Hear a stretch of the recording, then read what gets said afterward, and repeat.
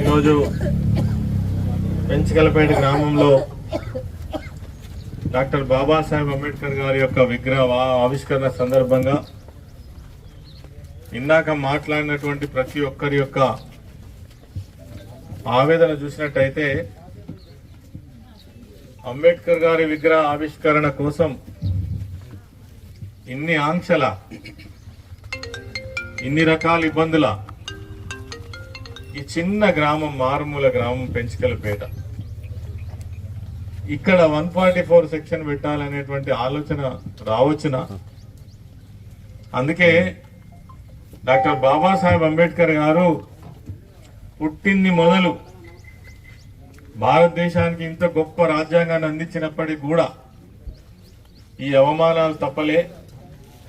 ఆనాటి నుంచి ఈనాటి వరకు మరి ఈ పరంపర కొనసాగుతూనే ఉన్నది. ఇవాళ ఏం కొత్త కాదు. కాబట్టి ఎన్ని ఇబ్బందులు వచ్చినా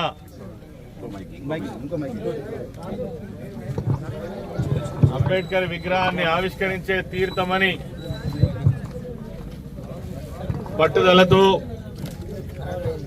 ఈరోజు ఈ ఆవిష్కరణ కార్యక్రమాన్ని గణనీయంగా నిర్వహించినటువంటి అంబేద్కర్ విగ్రహ నిర్వహణ కమిటీ సభ్యులందరికీ,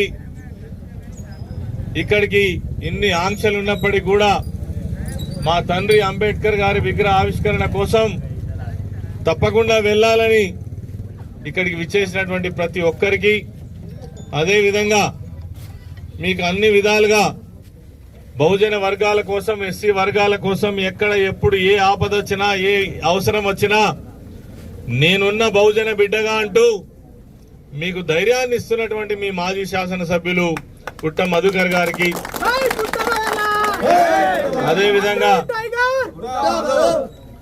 అదేవిధంగా ఇరుగులాల కిష్టయ్య గారు ఇందాక ఎంతో ఆవేదనతో మాట్లాడిండు. నిజంగా కూడా మరి వీళ్ళని ఆవేదన పెట్టేటువంటి అవసరం ఎవరికి ఉన్నది? ఎందుకు పెట్టాలి? కార్యక్రమానికి రావాల్సినటువంటి మిత్రులు కొంతమంది రాలేకపోయినా ప్రముఖ అంబేద్కర్ ఆశయ సాధకుడు తమ్ముడు తగరం శంకర్లాల్ గారు, లంక సదయ్య గారు, అంబటి కనకయ్య గారు, తాటికొండ శంకర్ గారు, ఎద్దు రాజయ్య గారు, అదేవిధంగా కొండ వెంకటేష్ గారు, మాజీ సర్పంచ్ ఒడిశల ఉమాగారు, సోదరిమణి ఇరుగురాల ప్రసాద్ గారు, వీరందరి సహకారంతో పట్టుదలతో ఈ కార్యక్రమాన్ని ఈరోజు మనం ఇంత గొప్పగా నిర్వహించుకోవడం జరుగుతూ ఉంది.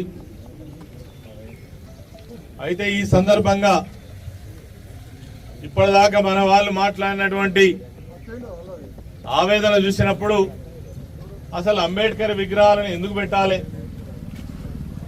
ఈ దేశంలో అంబేద్కర్కు ఉన్నటువంటి గౌరవం కానీ, ప్రాధాన్యత కానీ, అంబేద్కర్ గారి యొక్క గొప్పతనం కానీ ఏంటి అనేటువంటిది కూడా ఖచ్చితంగా తెలుసుకోవాల్సిన అక్కర ఉన్నది. చాలా మంది అనుకుంటారు బాబాసాహెబ్ అంబేద్కర్ అంటే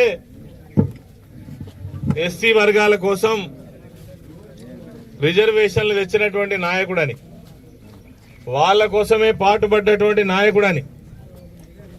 నిజమే, ఎవరైతే తరతరాలుగా వివక్షకు గురవుతూ అంటరాని వాళ్ళుగా మనుషులను మనుషులుగానే చూడనటువంటి పరిస్థితులలో మరి వాళ్లకు ఈ సంఘంలో సమానమైనటువంటి గౌరవం దక్కాలని మొట్టమొదటగా ఆలోచించినటువంటి నాయకుడు ఒక సామాజికవేత్త బాబాసాహెబ్ అంబేద్కర్ గారు. ఇంకొక విషయం ఏమిటంటే, నిజంగానే వీళ్లకు ప్రేమ ఉండదా? ఖచ్చితంగా ఉంటది. మా కోసం మేము ఇవాళ మనుషులుగా ఉన్నాము అని అంటే, మేము ఇవాళ అన్ని రంగాల్లో మరి అవకాశాలు పుచ్చుకొని గొప్పగా ఉన్నామంటే, ఈ సమాజం మమ్మల్ని గౌరవిస్తుంది అని అంటే నిజంగానే మాకు ఓటు హక్కు కల్పించి భారత రాజ్యాంగంలో ఎస్సీలకు ఎస్టీలకు ప్రత్యేకమైనటువంటి రిజర్వేషన్లు కల్పించడం ద్వారానే కదా ఇలా చదువుకున్నాము, రాజకీయ అవకాశాలు వచ్చినాయి, ఉద్యోగ అవకాశాలు వచ్చినాయి అనే విషయంలో తప్పకుండా ఈ అభిమానం ఉంటది. అందుకే ఎక్కడ చూసినా ఎస్సీ ఎస్టీలు మా బాబాసాహెబ్ అంబేద్కర్ గారు మా తండ్రి అని చెప్తారు. తప్పులేదు. అయినంత మాత్రాన బాబాసాహెబ్ అంబేద్కర్ గారు ఒక ఎస్సీల కోసమే రాజ్యాంగాన్ని రాయలే. అందులో ఒక చిన్న పార్ట్ మాత్రమే. ఇలా బీసీలు ఏమనుకుంటున్నారంటే మాకేం సంబంధమే అంబేద్కర్ అని. ఎంత బాధాకరమైన విషయం. దీన్ని ఎన్నటికి అర్థం కావాలి. ఇంతకు ముందే తమ్ముడు మధు చెప్పిండు. ఈ విషయాలు బీసీ వర్గాలకు అర్థమైన నాడు, అదేవిధంగా బహుజన వర్గాలైనటువంటి ఎస్సీ బీసీ మైనారిటీ వర్గాలకు అర్థమైన నాడు ఈ దేశంలో సమూలమైనటువంటి మార్పు వచ్చేటువంటి అవకాశం ఉంటది. చాలా మంది బీసీ సోదరులు మరి వాళ్ళకి ఈ హక్కులను ఏడికెళ్ళి వచ్చినాయి. నేను ఒక్కటే మాటలు చెప్పదలుచుకుంటే, యావత్ రాజ్యాంగాన్ని రాసిందే బాబాసాహెబ్ అంబేద్కర్ గారు అయితే నువ్వు ఒక్క ఎస్సీలకు ఇచ్చినటువంటి ఆ రిజర్వేషన్ ఆధారంగా చేసుకొని మిగిలినంత పోనీయా? ఇలా మహిళల హక్కులు ఏడికెళ్ళొచ్చినాయి, పిల్లల హక్కులు ఏడికెళ్ళొచ్చినాయి, కార్మికుల హక్కులు ఏడికెళ్ళొచ్చినాయి, బీసీ వర్గాలకు రాజ్యాంగంలో కల్పించినటువంటి రిజర్వేషన్ ఏడికెళ్ళి వచ్చింది. అదేవిధంగా ఎవరు ఎట్లా ఉండాలనో, ఎవరు ఎట్లా నిర్వహించాలనో అన్ని విషయాలను కూడా క్రోడీకరించి భారత రాజ్యాంగాన్ని అందించినటువంటి గొప్ప నాయకుడు, ప్రపంచ మేధావి. ఈ ప్రపంచంలోనే బాబాసాహెబ్ అంబేద్కర్ గారి లెక్క ఉన్నటువంటి, అంత గొప్పగా ఎదిగినటువంటి, అన్ని పుస్తకాలు చదివినటువంటి, ఇంత గొప్ప రాజ్యాంగాన్ని అందించినటువంటి నాయకుడు కూడా ప్రపంచంలో లేడని ఇతర దేశాలు గర్విస్తుంటే బాబాసాహెబ్ అంబేద్కర్ గారిని చూసి మన దేశం మన కోసం గొప్ప రాజ్యాంగాన్ని ఇచ్చినటువంటి మరి ఈ నేతను, ఈ మహనీయుణ్ణి మనం ఎంత గొప్పగా చూడాలనో అది వదిలిపెట్టి ఇలా ఈ రాజ్యాంగం పైన ప్రమాణం చేసినటువంటి వాళ్ళు, ఈ రాజ్యాంగం ద్వారానే గొప్పగా ఇలా సమాజంలో గొప్ప వ్యక్తులుగా విలసిల్లుతున్నటువంటి వాళ్ళు అనేక మంది ఇష్టానురీతిగా మాట్లాడుతున్నటువంటి విషయాలను చూస్తే చాలా బాధ అవుతుంది. చాలా మంది పెద్ద పెద్ద నాయకులు ఈ విధమైనటువంటి వ్యవహారం చేస్తుంటే చాలా బాధ అవుతుంది. నేను చివరగా చెప్పేది ఒకటే మాట, బాబాసాహెబ్ అంబేద్కర్ ఇజం గాని, పూలే వాదం గాని ఇది ఎన్నటికీ వట్టిగా పోయేది కాదు. ఇవాళ మీరు తొక్కి పెట్టవచ్చును, 4 రోజులు మాత్రమే ఇది తొక్కి పెట్టబడుతుంది. ప్రజలకు అర్థమైన నాడు ఇప్పుడిప్పుడే బీసీ వర్గాలకు అర్థమైంది. అరే మేము 52% ఉన్నటువంటి బీసీలం, మాకు రాజ్యాధికారం లేదు, మమ్మల్ని ఎవడు పట్టించుకునేటో లేడు, మాకెందుకు రాజ్యాధికారం వద్దు అని ఇలా ఆలోచిస్తున్న తరుణం. 18% ఉన్నటువంటి ఎస్సీలు, 10% ఉన్నటువంటి ఎస్టీలు, మొత్తంగా చూసినట్టయితే 82% ఉన్నటువంటి ఈ బహుజన వర్గాలు ఎవరైతే ఉన్నారో వీళ్ళ చేతికి అధికారం రావాలనేటువంటిది డాక్టర్ బాబాసాహెబ్ అంబేద్కర్ గారు కోరుకున్నటువంటిది. మీ చేతిలో అధికారం ఉంటే కదా ఎవరికి న్యాయం చేయాలను అనేది. ఎంతకాలం అయితే ఈ వర్గాల చేతులలో అధికారం ఉంటుందో వీళ్ళకి న్యాయం జరగదు. వీళ్ళకి ఇచ్చేటువంటి ఏవైతే తాయిలాలు ఉన్నాయో అవి కేవలం వాళ్ళ దయా దాక్షిణ్యంతో వచ్చేటివి మాత్రమే.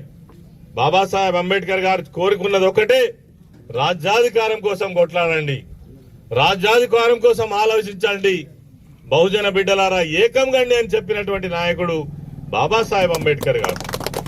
దానికోసం ఆలోచన జరగాలి. ఇలా బీసీ మూవ్మెంట్ వస్తున్నది, ఎస్సీ మూవ్మెంట్ వస్తే సప్రెస్ చేస్తున్నారు. ఎస్సీలు ఒక్కడైతే ఓర్చుకోలేరు, ఎక్కడికక్కడ ఆంక్షలు విధిస్తారు. నిజంగా బాబాసాహెబ్ అంబేద్కర్ గారి విగ్రహం ఎవరు పెట్టాలి? వాళ్ళకి బాధ్యత లేదా? అవమానపరుస్తారా? మీకు నీతి నిజాయితీ ఉంటే మీరే ముందు పెట్టాలి కదా, మాకంటే ముందు ఎందుకో పెట్టలే. మరి పెట్టిన విగ్రహాలను ఎందుకు అవమానిస్తారు? పెట్టిన వాళ్ళని ఎందుకు అవమానిస్తారు? ఇది మీకున్నటువంటి నీతి. ఇది ఎంతో కాలం సాగదు, సాగినంత కాలం మాత్రమే సాగుతుంది. మేము అనుకున్నాం రాష్ట్రంలో అనేక రకాల ఆంక్షలు నడుస్తా ఉన్నాయి. ఇలా సోషల్ మీడియా పిల్లల మీద ప్రభుత్వానికి వ్యతిరేకంగా మాట్లాడిన మీద కేసులు పెడతా ఉన్నారు. పోలీసులు బెదిరింపులకు గురి చేస్తా ఉన్నారు. చివరకు నాయకులతో పాటు రైతులు మాట్లాడితే కూడా బెదిరింపులకు వేధింపులకు గురి చేస్తా ఉన్నారు. నిజంగా మీ పరిపాలన ఈరోజు 21 నెలల పరిపాలనలో కూడా మీరు చెప్పిందేంది, చేస్తున్నదేంది, ప్రజలకు మీరు ఇచ్చినటువంటి హామీలేమి, మీరు చేస్తున్నదేంటి? ఇలా యూరియా కోసం తలదిరుతున్నటువంటి పరిస్థితి రాష్ట్రం అంతటా. దీనికి జవాబు చెప్పమని ఎవరైనా అడిగితే నేరమా, తప్ప?